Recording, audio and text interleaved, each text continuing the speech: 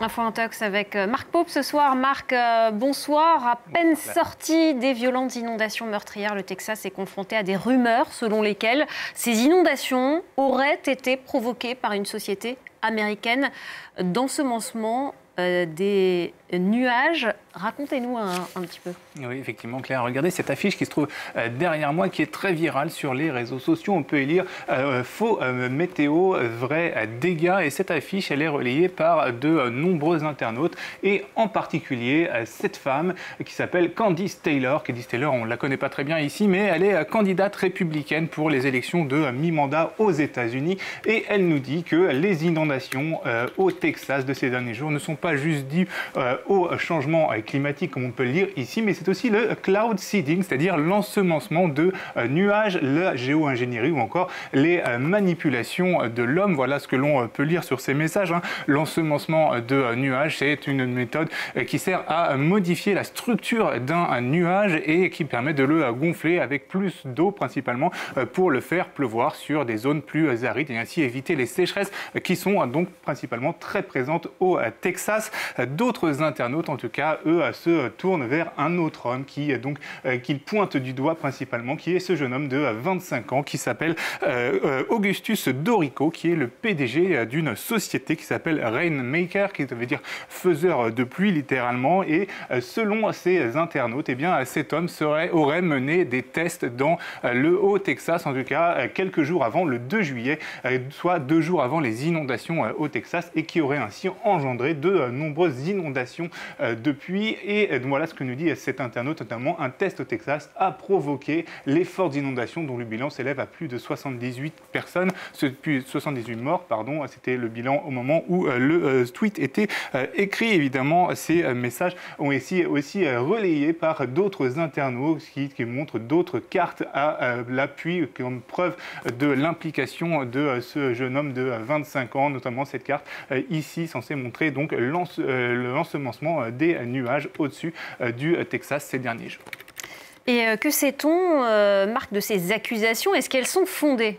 Eh bien, comme souvent, l'information se base sur une information qui est vraie, mais c'est l'interprétation de cette information qui est complètement fausse. Ainsi, la vidéo que je vous ai montrée tout à l'heure de Augustus Dorico, eh bien, elle est complètement vraie. Elle n'a pas été modifiée. Elle date de mars dernier. Alors, le PDG de Rainmaker était alors auditionné par le Sénat en Floride à propos d'un projet de loi, interdisant les activités de modification de la météo. Alors cette vidéo, elle ne prouve rien en soi, elle n'incrimine pas du tout Augustus Dorico, qui d'ailleurs, lui, de son côté, joue la transparence sur les réseaux sociaux. Il a reconnu que quelques jours avant, le 2 juillet pour être plus précis, il y a bien eu des tentatives d'ensemencement de nuages, mais qu'en aucun cas, ces ensemencements de nuages n'ont donné lieu à l'impact qui a eu lieu dans ces fortes inondations. Ainsi, dit-il, Rainmaker a-t-il mené des opérations susceptibles d'avoir un impact sur les inondations?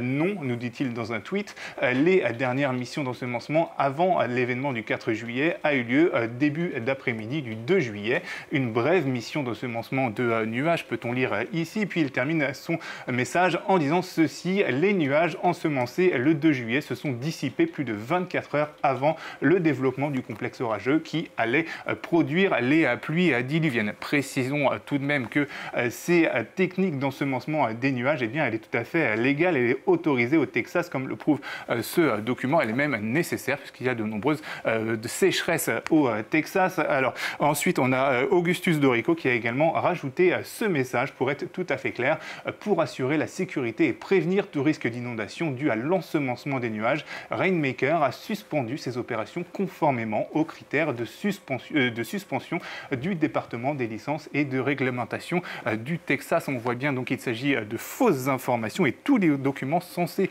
démontrer les faits, eh bien, ont en fait été détournés de leur origine. Est-ce qu'une telle technologie peut effectivement provoquer de telles inondations?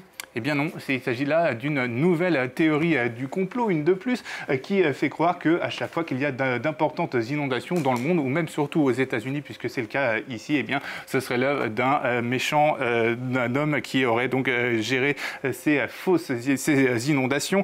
Face à cette montée du complotisme sur le sujet, les scientifiques, les météorologues, eh bien, prennent la plume sur les réseaux sociaux pour faire un peu de pédagogie. C'est le cas notamment de cet homme, Travis Herzog, sur Facebook, qui nous dit ici les choses très clairement. L'ensemencement des nuages ne peut pas créer une tempête de cette ampleur ou de cette taille. En fait, l'ensemencement des nuages ne peut même pas créer un seul nuage. Tout ce qu'il peut faire, c'est prendre un nuage existant et augmenter les précipitations jusqu'à 20%. Puis il ajoute aussi cette métaphore qui est assez parlante, je trouve. C'est une question d'échelle. Si je souffle sur une bougie avec mon haleine, est-ce que cela veut dire que je peux aller souffler un feu en forêt très enragée? Évidemment, la réponse est non. Pour lui, la cause de cette tragédie est plutôt l'humidité persistante due à la tempête tropicale Barry qui a eu lieu ces derniers jours. Cette théorie du complot omet bien sûr des faits historiques. La région est depuis longtemps la victime de nombreuses inondations, comme on peut le voir ici dans cet article de New York Times, qui rappelle qu'ainsi qu'en 1987, en 2005, il y a eu de nombreuses inondations meurtrières.